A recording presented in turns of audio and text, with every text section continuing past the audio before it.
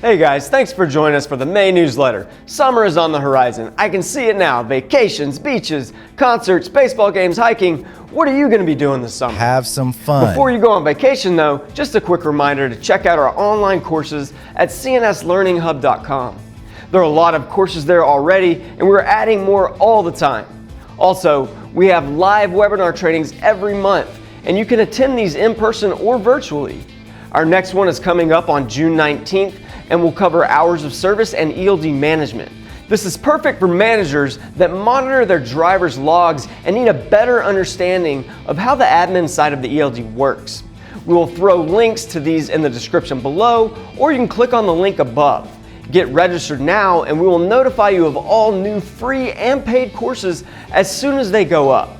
Okay, so what's in the news? We have a few things to talk about. This month we're discussing challenging accidents through the DataQ system, speed limiters in Canada, the biggest killer in construction, and for all you Pennsylvanians out there, real IDs and expired registrations. Let's get this party started.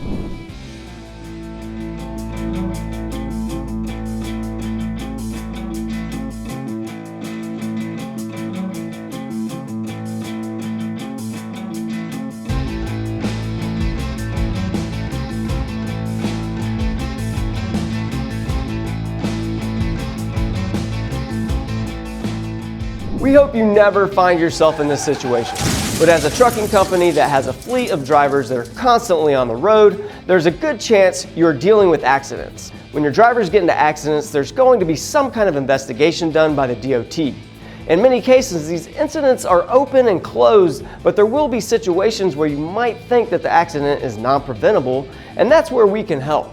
If there is a crash that you think was non-preventable and is affecting your CSA scores, we will need to see if we can prove it. Our team of DOT compliance specialists will gather all police reports for all of your recorded accidents and evaluate them to determine their preventability. If our team thinks that fighting the incident and winning is possible, we will start the process of gathering all the information necessary to submit a challenge through the FMCSA's DataQ system. Now, just so you know, there are certain eligibility requirements, including being categorized as a certain type of accident, which can be one of 21 different types. We did talk about this in detail in 2023 when the FMCSA expanded on this list. We'll throw a link to that video above so you can get the rundown of the entire program, its benefits, and what has changed. So if you haven't dealt with the DataQ process before, the process can be very complicated and time-consuming, and not all challenges will be approved. With that said, we don't want you wasting your time and money with submissions that are just going to be denied, which is why our teams do an excellent job of vetting these. Technically, you can challenge anything, but we will be able to tell you what your chances are of actually getting incidents removed or changed to non-preventable.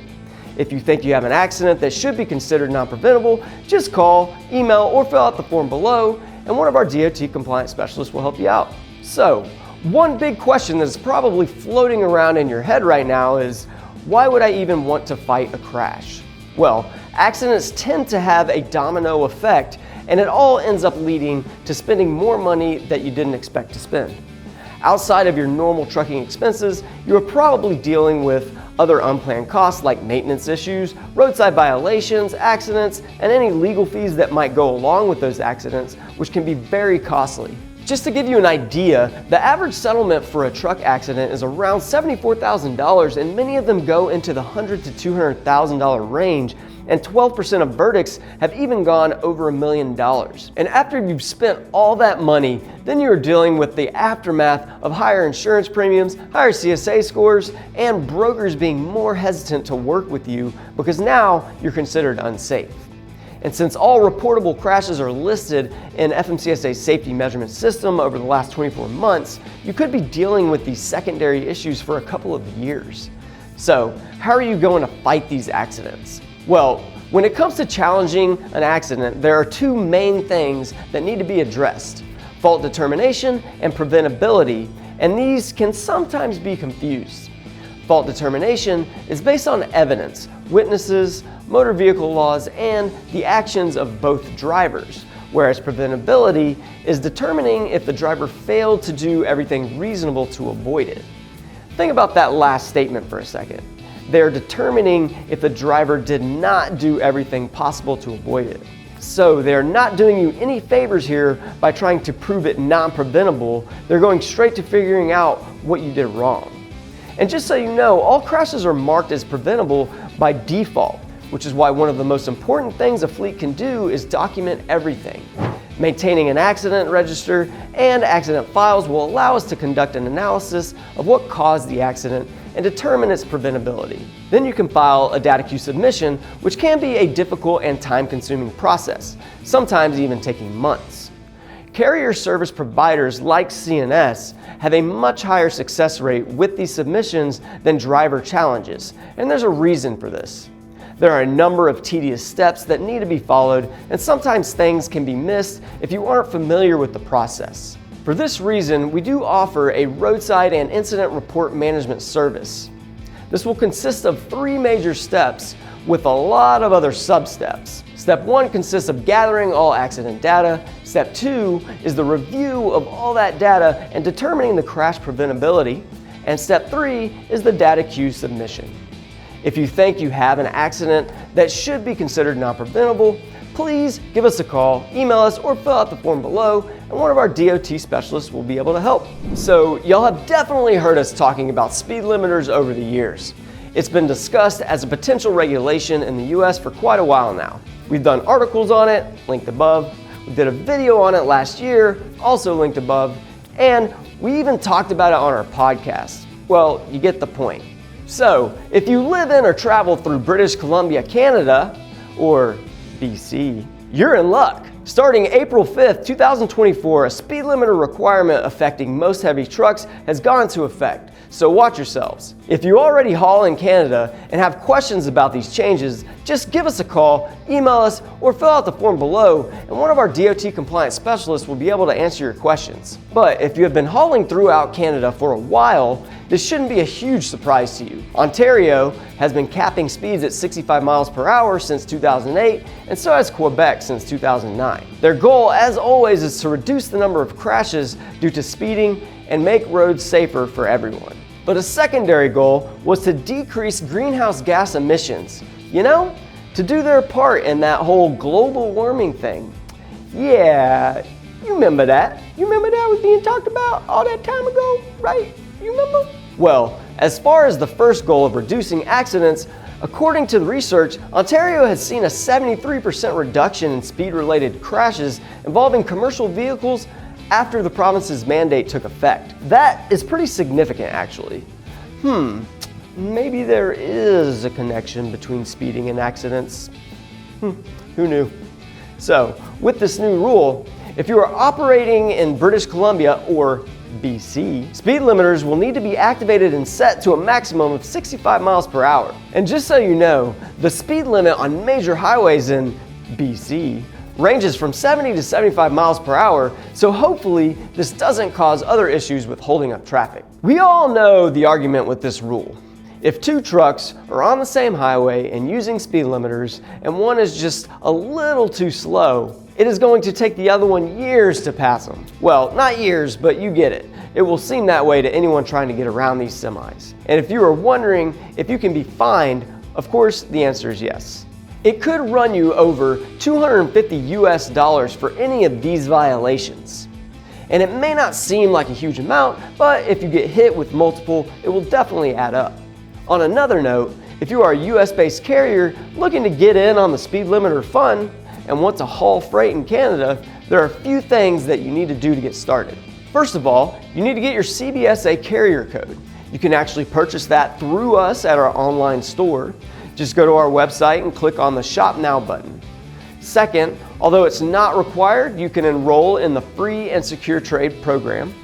Third, you will need to meet the registration and insurance requirements. And last, you have to apply to the eManifest portal. This portal will allow you to electronically transmit cargo and conveyance data to the CSA, which needs to be done at least 1 hour before your shipment arrives at the border. If you have any questions on this, need insurance help, or are looking to start hauling in Canada, feel free to call, email, or fill out the form below, and one of our compliance or insurance specialists will help you out. If you've been living here in Pennsylvania for more than a week, I'm sure you have heard about the Real ID situation. Well, you're probably thinking a lot of things right now. My ID is real. I've never owned or used a fake ID in my life. But mostly, if you're an out-of-stater like me, you're probably wondering, what is wrong with these PA people? Well, don't worry. I've been hearing about this since I moved here in 2016 from Texas and was equally confused. So just to clear things up, if you have a driver's license and it does not say not for Real ID purposes, then you do have a Real ID. If you have a driver's license and it does say not for Real ID purposes, then you don't have a Real ID. You get it now? No. Okay, I made that confusing on purpose. Let me simplify it. The Real IDs don't say anything on them. The regular IDs will actually say on the license, this is not a Real ID. The official enforcement date of Real IDs, which is now May 7th, 2025, basically says that from that date, you will need a Real ID compliant driver's license, photo ID card, or other form of federally acceptable identification, like a passport or military ID, to board domestic commercial flights, enter a military base, or enter a federal facility that requires ID at the door. And just so you know, you don't absolutely have to get one if you don't want to. Some things you wouldn't need a Real ID for are driving, voting, going into hospitals, post offices, a federal court, or applying for federal benefits. If you need or want a Real ID, you will have to go to PennDOT, unfortunately. That is one thing we cannot do here at CNS Licensing Center. But we can do a number of other things for you, including instant driver's license renewals, driving records, photo ID renewals, address changes, restoration services, duplicate licenses, and any vehicle or titling services you need. If you need help with your Real ID and the steps you need to take, give us a call, email us, or fill out the form below, and we can help you out. So you're driving along one day, running your errands, you go into a grocery store, and as you're walking back to your car to put your groceries away, you glance down and see that your registration is 3 months past due. Well, first, you're thinking, man, I'm glad I noticed that so I can get it renewed. Then you're thinking, man, I'm kind of a rebel. I just got away with 3 months of not paying for registration and didn't even get pulled over. I wonder how much longer I can go. Better not text us, Matt. Well, before you pat yourself on the back too much, let me tell you what you might be looking at if you get pulled over. If you live in Pennsylvania and you're driving around without a valid registration, you could be facing fines, your car could get towed, your license could get suspended, you might have to appear in court, and you will get points on your driving record, which leads to higher insurance rates. So think about if it's worth the risk of all that time and money that might be involved if you're stranded on the side of the road because you got pulled over and your car was towed for an expired registration. Now you have to pay fines, get a ride to the impound lot, pay to have it released, pay tow fees, and the list goes on. I know I wouldn't want to deal with all of that just to say I stuck it to the man. So give us a shout as soon as you know your renewal is coming up by calling, emailing, or filling out the form below, and we'd be happy to help. I also wanted to mention how lucky you are that you noticed your registration had expired when you did. At this point, it's only 3 months expired, so at least you aren't facing criminal charges. But if you're a gambling man and decide to let it ride and go over that 6-month mark, you are looking at a 2nd-degree misdemeanor. And just so you know, PA doesn't have a grace period on this. So you kind of have to stay on top of it every year or just renew your registration for 2 years so you don't have to think about it as often. Honestly, it's not that hard to make sure it stays up to date. PennDOT will send you notices in the mail way ahead of time, and you can even update it for those 2 years. Our CNS Licensing Center can help you out with instant registration renewals, duplicate registration cards or stickers, license plate replacements, and more. If you are in our area and need help, give us a call, email us, or fill out the form below, and we'd be happy to point you in the right direction. So, what do you think the biggest killer in construction is? I'll give you a second to think about it. Okay, you got it? Wrong! Well, you would think that working on a construction site would lead to deaths caused by things related to actual construction, but they're not. The leading cause of death in the construction industry is actually drug overdose. Apparently, construction workers already had the highest on-the-job death toll of any industry, but now they are being affected by something totally unrelated to their work. In 2021, the U.S. Bureau of Labor Statistics reported over 5,000 fatal work injuries. Of those deaths, almost 20% were in construction. Now the CDC has an analysis of some data from 2020 that says there were more than 162 overdose deaths per 100,000 construction workers.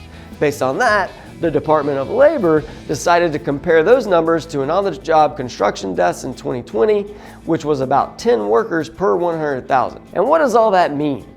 Well, basically, it is saying that construction workers are 16 times more likely to die of an overdose than a work-related injury.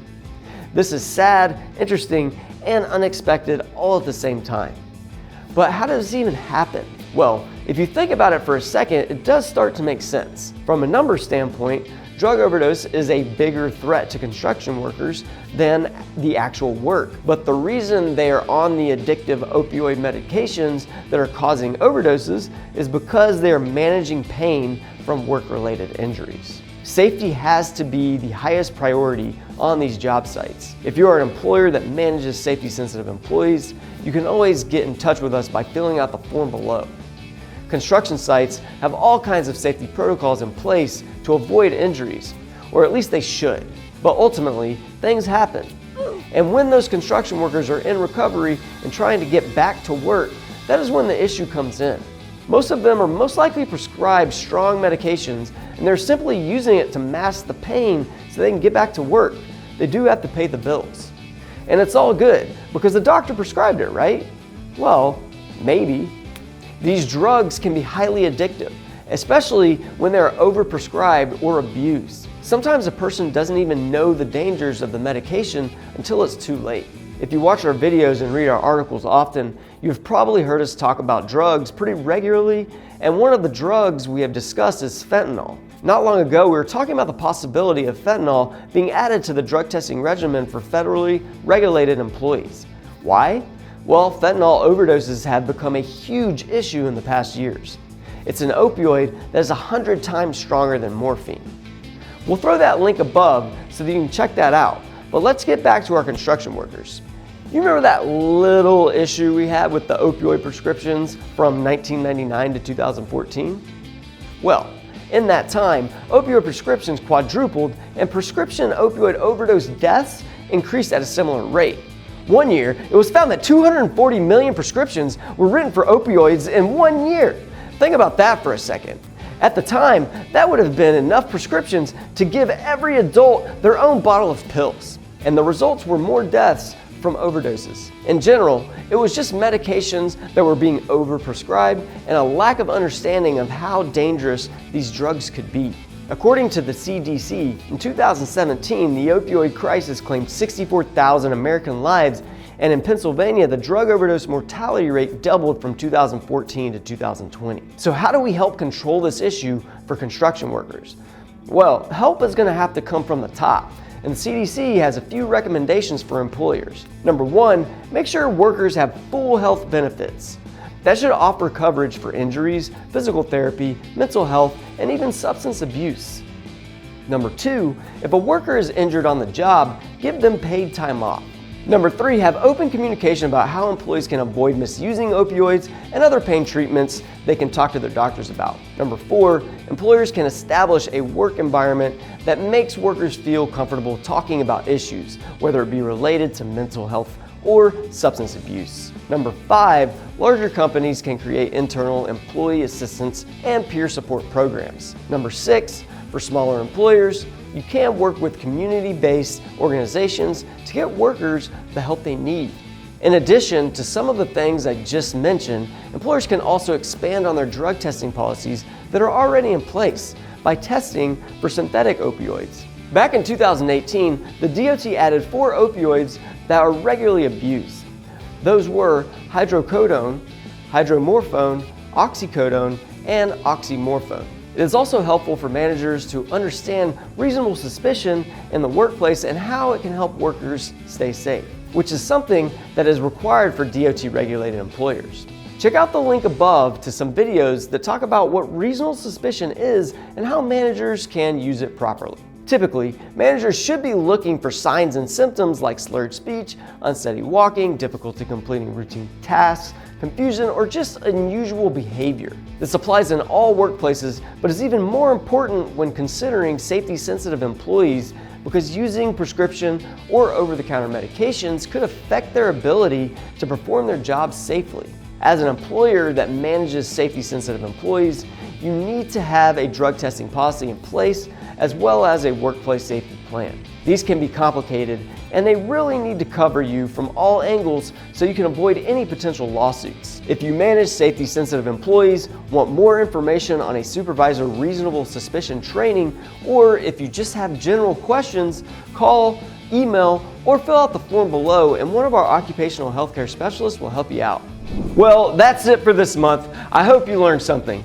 Don't forget to check out cnslearninghub.com for our online courses or our upcoming live hours of service training on June 19th. Links are above and below. If you ever have questions, give us a shout and we'll be happy to help. We'll see you next month when the air is hotter and we're all a little stickier.